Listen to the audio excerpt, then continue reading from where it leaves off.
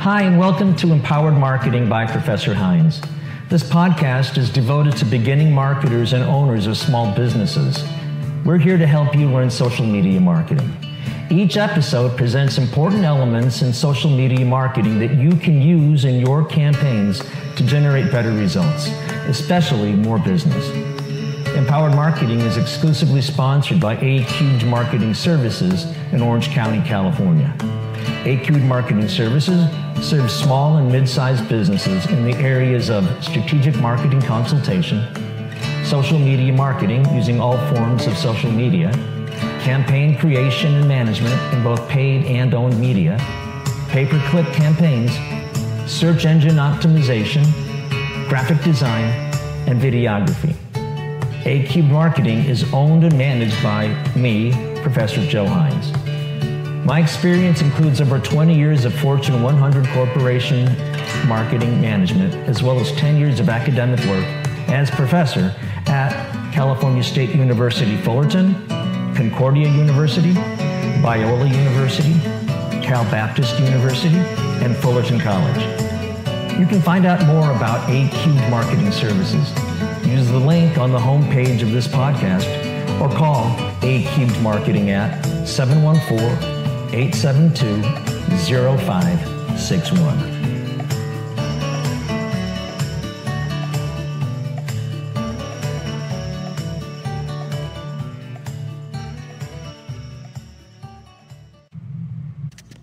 In today's episode, which is number 8 in Season 1, we finish our discussion of customer segmentation. We'll focus on the reasons why consumers share on social media platforms. These reasons include a desire for affinity, personal utility, a desire for closeness and acceptance with other people out there in social media, altruism, curiosity, a need for intellectual stimulation, and lastly, validation. We'll look at each of these reasons in turn. Second, we'll review the major shift in the expectations that we as consumers have of the marketers that try to sell to us. We'll briefly look at a book by a company called Forrester Research called Groundswell, and we'll appreciate the increase in importance of consumer-generated information about the brands and products that they buy. As always, I'm excited to be sharing a few minutes with you today, so without further delay, let's quickly finish up the conversation we'd started earlier in my lecture hall at Whittier College. So why do you suppose these guys fall back on storytelling? Why? More interesting. It's what? More interesting. It's more interesting. Compelling. It's more relatable, right? It's more memorable. I mean, somebody could give you a big, long, theory-based reason why you should do something, but after a while, it kind of sounds like Charlie Brown and the teacher in the classroom, wah, wah, wah, wah, wah, wah, right? And you just tune it out. But if you're talking in words that are rich and create like a mental painting in your head and people can really relate to it and you've pulled them into your stories, we're going to pay attention. You've established a personal connect. It's memorable. There's that emotional thing going on. These are all great reasons why you want to tell stories. So when we're in social media, remember what we want is for people to relate to our stories, think more deeply about them, and most importantly, we want them to connect and respond. If I tell stories that people can relate to, aren't they much more likely to respond? For sure, right? And now I've begun to do that hand-holding thing from awareness through decision, through advocacy that we talked about earlier, because I've established a personal relationship with you and you and I are communicating. And that's the whole point about social media. In the old days, radio, print, television, billboards, all that stuff, it was one-way communication. The brand had a message, they put it out there, and they said, okay, world, listen to us. Let's talk about me for a while. Instead now, with social media, we're saying, we're interested in your life, we're interested in what you're thinking, we're interested in where you're at. Chat with us. That's what social media is really all about. So it's a totally fundamentally different kind of approach to advertising than the old school way. Because now it's two-way, because Web 2.0 supports that back and forth.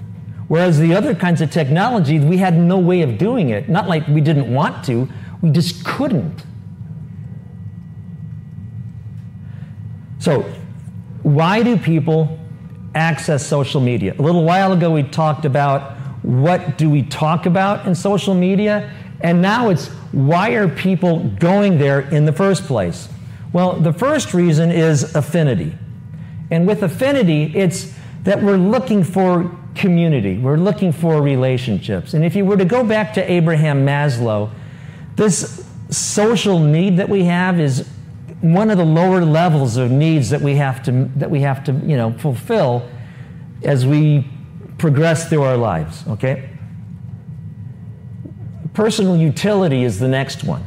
And with personal utility, the question that people always have when you're asking them to change behavior and adopt a new brand or buy something that they've never bought before or whatever, or if it's, hey, I want you to vote for my candidate, it's always going to be from a personal utility or a personal benefit perspective.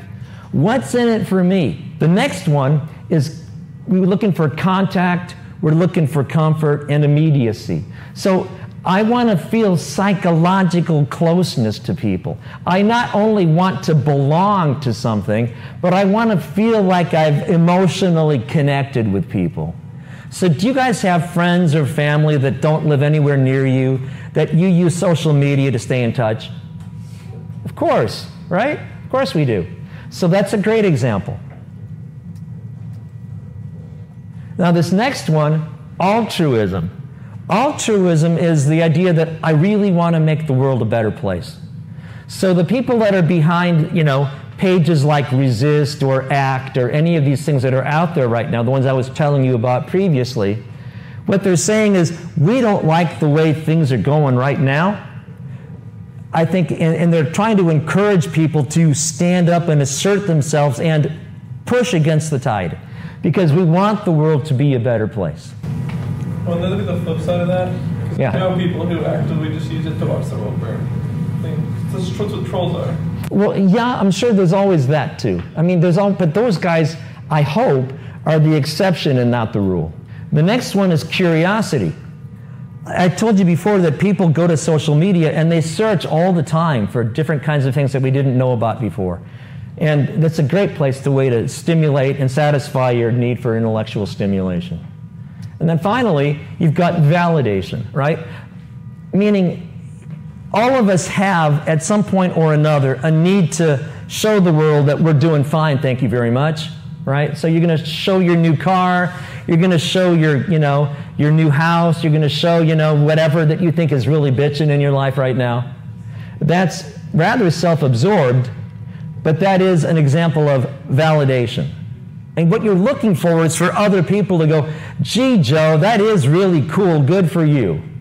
Because it's not enough for some people to feel good about it themselves. They have to make the rest of the world come back and give you an attaboy too, yeah? This is traditional media. This is hypnosis, right? This was marketing and sales by hypnosis. It was not communication. It was just, let me get in your mind often enough so that after a while you begin to believe that Purina dog chow is the only dog food that you should possibly feed your dog. There's no real reasons why, but you've heard it so many times that you kind of have become hypnotized to it, okay? Social media is the opposite of that. And so there was a book by a company called Forrester Research called Groundswell. And in Groundswell, what they really said was that there was a big shift happening with consumers. Consumers were not satisfied anymore with just taking what the companies told them for face value and accepting it, okay? You can't control their attitudes and their beliefs and things through the ways that we used to do it, marketing, research, advertising, and that sort of thing. If you were going to get people to buy from your company and support you, you were going to have to show them that you really can solve problems for them and that you really are listening and caring, okay? So instead, customers now we're controlling, as customers, we're controlling the conversation by using new media to communicate back to the brands. Okay? In old days, it was hypnosis. There was one-way communication, and I was going to get my message in your head, and you were going to walk around for the rest of your life knowing that at Avis we try harder or Hertz is number one, right? On the other hand, Groundswell said, people aren't going anymore. You're going to have to let them control the conversation, just like in a real sales relationship. Have any of you guys ever done, consultative type selling before? Where you have to sit down with a customer and ask them what's going on and what are their problems and where are their pain points, and build that relationship and listen to what they have to say so that you can come back with some potential solutions out of the bag of tricks that you have to sell. That's how real selling is done. And that's what we're now capable of doing in social media.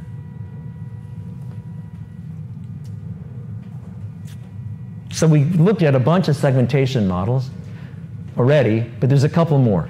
Forrester's social technographics model, and also the social consumption creation matrix. And let's take a look at it.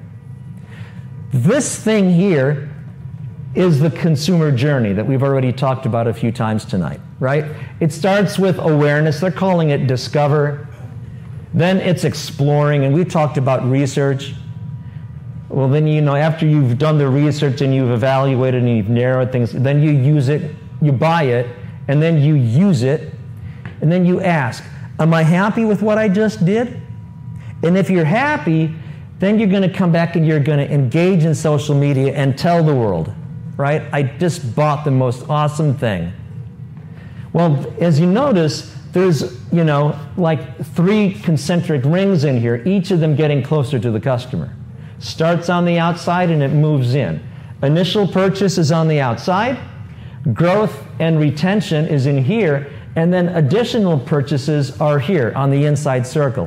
Why? Because as a company continues to have this online social media-based dialogue with our customers, we're learning and learning and learning and adapting and offering a different set of solutions that's custom built for each customer that we sell to, based on what we've learned and picked up through the social media.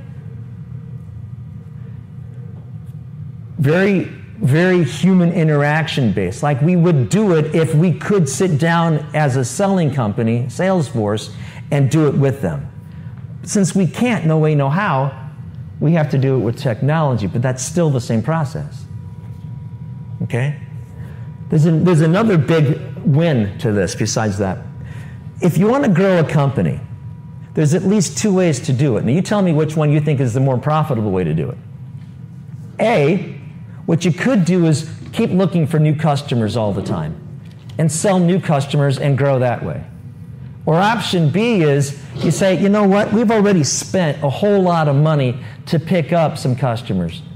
But each of those customers maybe only buys 1 or 2 things from us, and they could be buying a whole lot more. Out of those 2 options, which one do you think a company makes more money doing? Retaining older customers. For sure, right? Because number one, there is a huge investment required to pick up a new customer. Just even in my little business, right? As I've been showing you tonight with the ads that I've been running, I've spent maybe $200 in the last month in Facebook advertising. Not a whole lot of money, but much more than I've done before, right? 1. And number 2, I've put my personal time in it. So it's cash and it's time, both of which have a value. So finally, I am eventually going to pick out a few customers that are going to come to me through this method. I would love to make sure that that customer or those customers that come to me because I did those things are going to last me a good long time. If I can create a monthly retainer relationship with those customers, I'm super happy because I keep finding new ways to serve them and different needs that they have. And otherwise, if I don't hold on to those customers, they're going to drop off to the wayside for a while, and then I'm going to have to replace that customer all over again. And I haven't really grown. In fact, I'm working really hard and spending time and money just to stand still. That's a bummer, right? So far better to learn and adapt and grow with our customers as share of wallet versus share of market. You see the difference? Okay.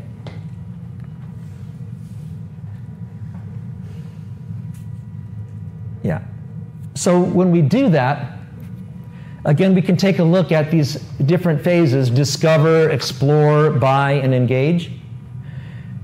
And there's some customer triggers, and then there is what marketing does in reply. Think of this as a dance or a two-way conversation.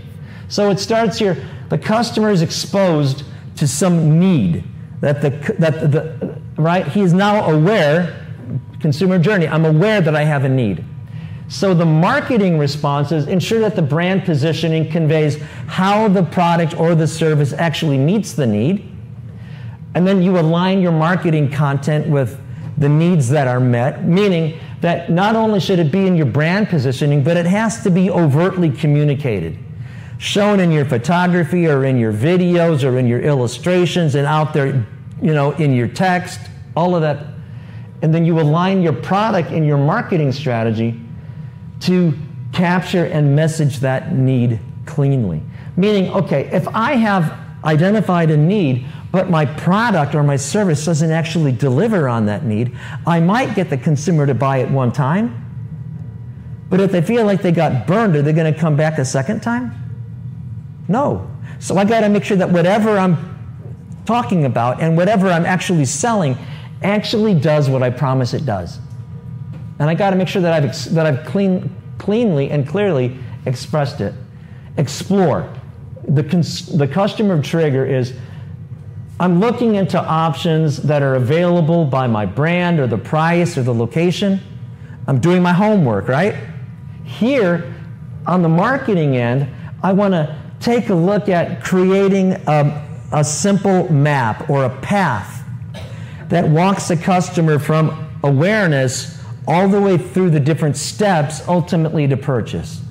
As he works his way through that whole exploration process. Meaning, like what I talked about earlier, which is I got to keep meeting the information needs of the consumers I want to do business with as they change from phase to phase to phase. Okay? When the customer is ready to buy, I'm going to help them complete that purchase by giving them a really simple way to buy from me, giving them the right trigger or the right motivation or incentive to actually buy at this time.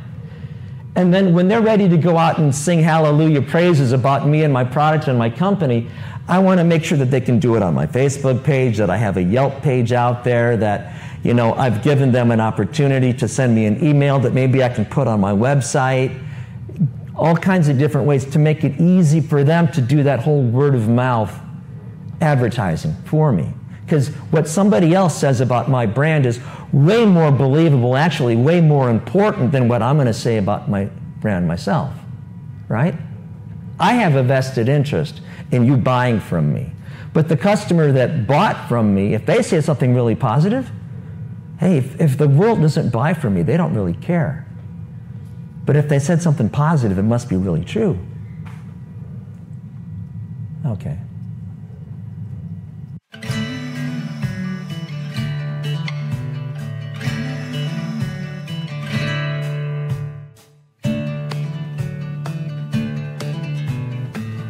This podcast, Empowered Marketing by Professor Hines, is exclusively sponsored by A-Cubed Marketing Services in Orange County, California.